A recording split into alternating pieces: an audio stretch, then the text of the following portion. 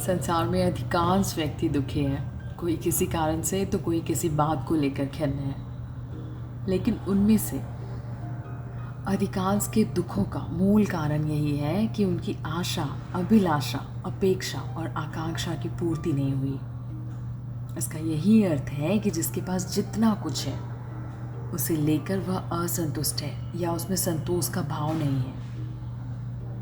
संग्रह की प्रवृत्ति संतोष ना होने का सबसे बड़ा कारण है।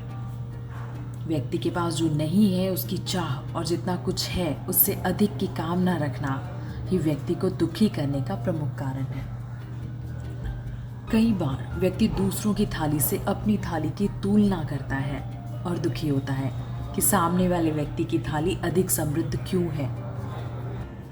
ऐसी तुलना करने वाले को सदैव दूसरों की थाली में ही अधिक घी नजर आता है और वह उससे कुंठित होकर दुखी हो जाता है।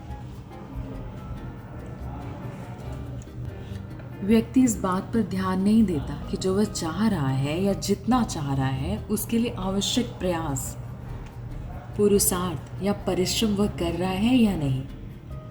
इस संबंध में हमें पशु पक्षियों के व्यवहार से शिक्षा लेनी चाहिए। उनके व्यवहार पर गौर करेंगे तो पाएंगे कि उनमें संग्रह की प्रवृत्ति का नितांत अभाव होता है। उन्हें कहीं भी कुछ भी खाने को मिला तो वे केवल उतना ही उपभोग करते हैं जिससे उनकी उदर पूर्ति या क्षुधा शांत हो जाए। स्पष्ट है कि यदि हम में संग्रह की प्रवृत्ति का अभाव है या हमारे पास जितना कुछ है उससे हम संतुष्ट हैं तो हम संसार के सबसे सुखी व्यक्ति हैं। अतः सुखी रहने के लिए मन में सदैव संतोष का भाव रखना चाहिए।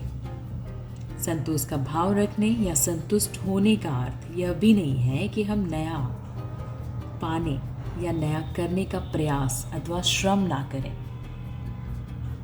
वस्तुतः हमें मन में संतोष रखकर नया पाने व करने का प्रयास करने की आवश्यकता है। कहा गया है कि संतोषी सदा सुखी। संतोष से ही सुख की अनुभूति की जा सकती है। यही सुख जीवन को सार्थकता प्रदान करता है।